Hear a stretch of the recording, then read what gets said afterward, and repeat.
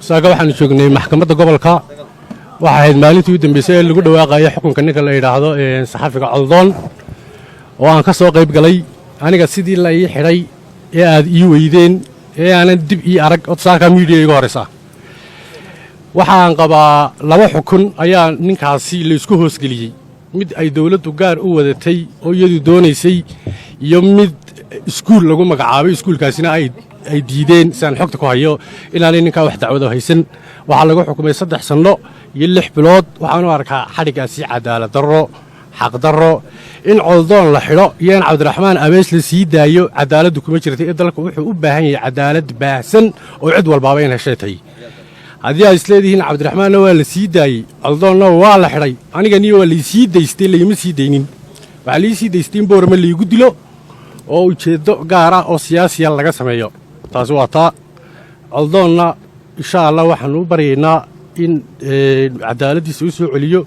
looyaradiisuna ay u doodaan racfaanna u helo taasi waa taa kale aan ku darayaa waxa weeyaan arrinka ceel afweyn ka dhacay ee dadka walaalaha ah ee isdilay aanu doonayno inaan barodiiq ugu dirno iyagana aanu leenahay war ilaahay ka yaaba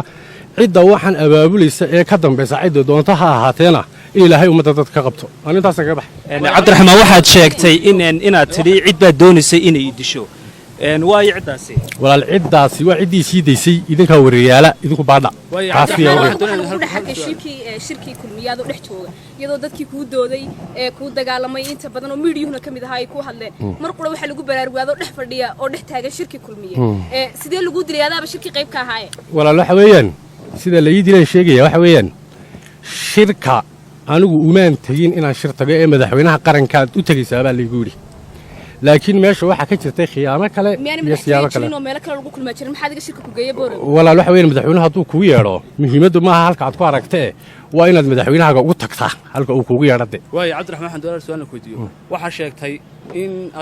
adiga lagu sii daayay Cabdiraxmaan Cabdimaalik Muuse Coldoonna la sii dayn la xukumay waxa sharciga loo sinaado adigu waxa la aaminsantahay